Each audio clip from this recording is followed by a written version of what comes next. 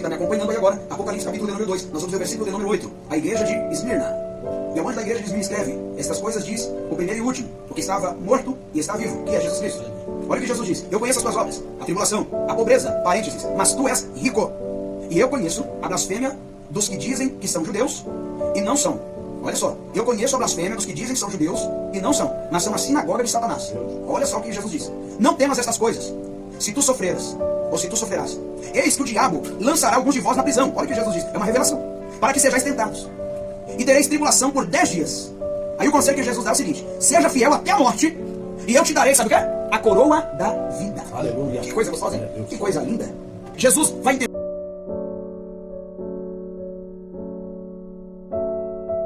que a igreja de Esmirna, apesar de a região ser rica, a igreja era pobre. Ele vai dizer: eu conheço as suas obras, as suas tribulações, eu conheço a tua pobreza. Só que ele coloca um parênteses na história e diz assim: eu conheço a tua pobreza, mas tu és rica. E isso nos chama muita atenção. Por quê? Porque Jesus está dizendo assim: eu sei que vocês são pobres. Primeiro, por que eles são pobres? Porque ao servir a Cristo naquela época, para aquele momento, na cidade de Esmirna, quem falava que era adorador de Cristo, meu irmão, perdia emprego, não arrumava emprego, o negócio era complicado. Porque tinha alguns que se diziam que eram judeus, ou seja, que faziam parte da família do papai, mas o próprio Deus, o próprio Jesus Cristo disse, eles se dizem que são judeus, mas não são. São sinagogas de Satanás. Esses perseguiam aos cristãos. Então o cristão, aquele que servia a Jesus, ele não conseguia ser bem sucedido financeiramente, ele era perseguido.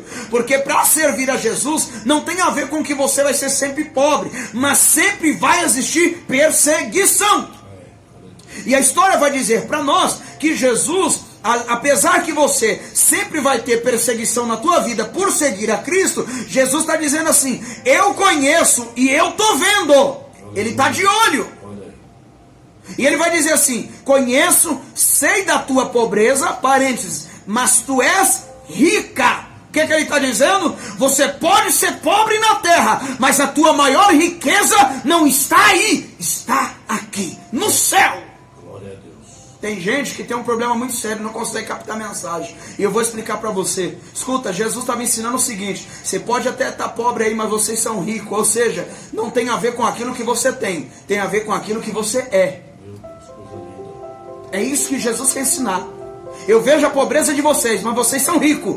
Ou seja, não tem a ver com as coisas, tem a ver com o que você é, tem a ver com o caráter. Nós estamos preocupados em querer ter muitas coisas e esquecemos de ser alguma coisa. Meu Deus. Escuta, é melhor ser do que ter. Aleluia. Jesus está dizendo isso. Vocês são pobres aí, mas vocês são ricos. Ricos. Aleluia. Qual é a maior riqueza que você prefere ter? Qual é a maior riqueza? Você prefere ser reconhecido rico na terra ou prefere ser reconhecido rico no céu? Porque na terra todo mundo olhava para a igreja de Esmirna e dizia: é um bando de pobretão. Mas no céu, Jesus disse: vocês são ricos. Aleluia. Que coisa linda. E esse é o nosso problema. A segunda questão aqui é que ele vai dizer o seguinte: olha, presta atenção, eu estou vendo tudo, mas vocês vão passar por algumas provações. Olha o alerta que Jesus dá, uma revelação. Jesus vai dizer assim, ó: alguns de vocês serão aprisionados pelo diabo. Meu irmão, olha que mensagem é essa. Alguns de vocês serão aprisionados pelo diabo. Jesus está dizendo isso. Mas ele diz assim, ó: mas se você permanecer fiel até a morte, eu vou dar para vocês a coroa da vida. Eu quero parafrasear isso, porque talvez você não consiga entender muito bem.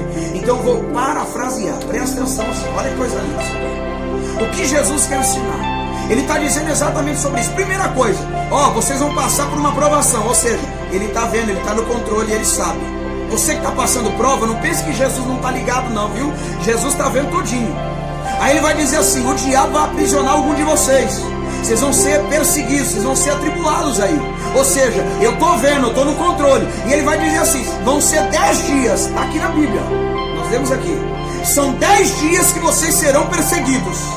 10 dias que o diabo vai aprisionar. Ou seja, o que tem a ver esses 10 dias? Por que Jesus fala de 10 dias? Porque Jesus está dizendo o seguinte: aprenda com a Bíblia, meu irmão. Presta atenção. Por que Jesus está dizendo 10 dias? Está dizendo assim, ó, a prova que vocês vão passar, tem dia para começar e tem dia para terminar. Glória a Deus. Que coisa linda. Ou seja, Jesus está dizendo assim: essa prova ela está sobre o meu controle. Oh, glória. Por que você está desesperada? Por que você está desesperado? Por que você está perdendo o teu sono? Talvez o período que você está passando agora, a provação, escuta, você acha que não, mas tem dia, tem data, tem hora para terminar. Está aqui na Bíblia, ele diz que tem 10 dias. Ou seja, a primeira coisa, ele revela, quer dizer que ele está no controle, ele tem domínio do que está acontecendo. Segundo, ele fala da quantidade de tempo, ou seja, tem começo, meio e fim. Eu estou permitindo começar e é eu que também vou permitir para terminar. E uma terceira coisa mais linda, ele está dizendo assim: o diabo vai entrar nessa história e vai aprisionar vocês por 10 dias. O que Jesus está querendo dizer? O diabo tem autonomia quando eu quero. O diabo mexe quando eu deixo.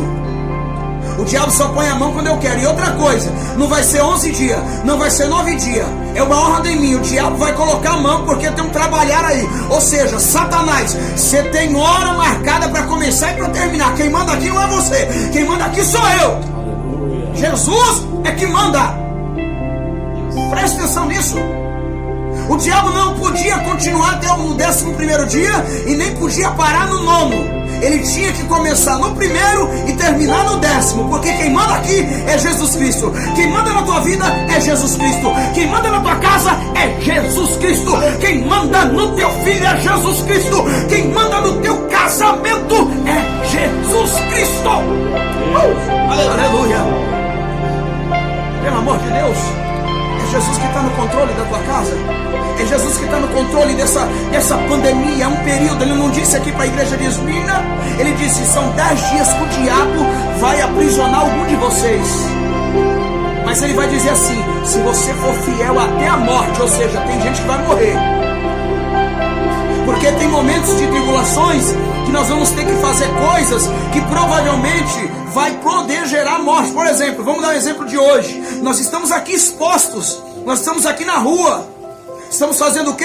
Falando do nome de Jesus para você. Estamos sendo fiel, ainda que venha a morte sobre nós. Que venha, pelo menos eu morri pregando a palavra. Aleluia. Glória a Deus. Tem gente que fala: vigia, irmão. Olha, não se expõe, sabe? Que vigia, irmão? A palavra vigiar e orar na Bíblia não está ligado a você deixar de fazer as coisas para o Senhor. Está ligado a pecado. Você tem que vigiar para não pecar. Você não tem que vigiar para ir pregar a palavra de Deus, não. Você tem que vigiar para não pecar. Olha aí. Olha só. É para isso que você tem que vigiar. Para fazer a obra, meu irmão. Escuta, eu estou aqui e ainda que venha a morte. Jesus falou: se vocês forem fiel até a morte, vocês vão receber a coroa da vida. O que nos dá a entender que essa tribulação, provavelmente, eles iam ter que ir contraditória a ela, em favor de Cristo, e poderia gerar morte sobre eles. Nós estamos hoje aqui contraditório ao sistema, se expondo, pregando o evangelho, podendo causar morte. Que por sinal, nesse momento que estamos vivendo, Jesus está filtrando muito crente.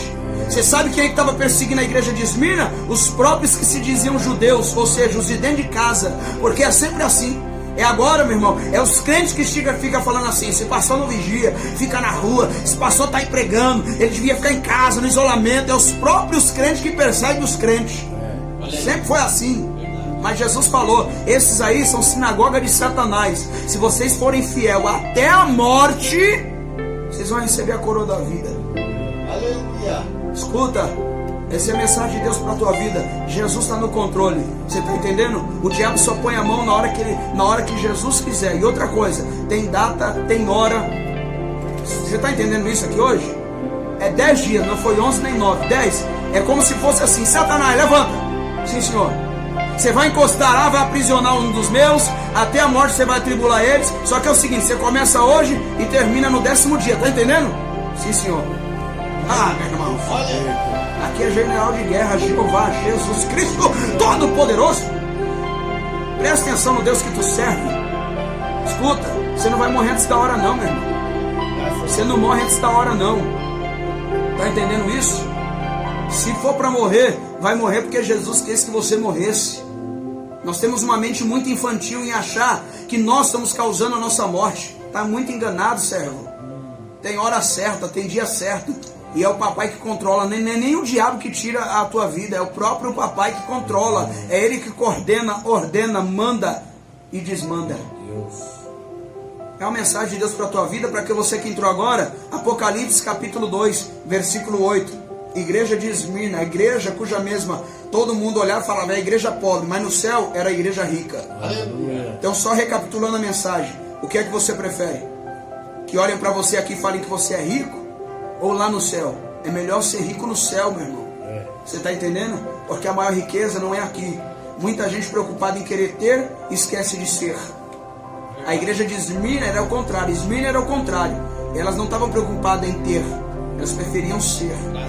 Por isso que Jesus olhou e falou, eu vejo a tua pobreza, mas vocês são ricos. Aleluia. Que mensagem maravilhosa. Eu ficaria 2 horas pregando aqui para você. Gente, Deus abençoe, obrigado. Essa é a mensagem de Deus para a tua vida, tá bom? Você que está me acompanhando pelo YouTube também, Deus abençoe em nome de Jesus. Para você que está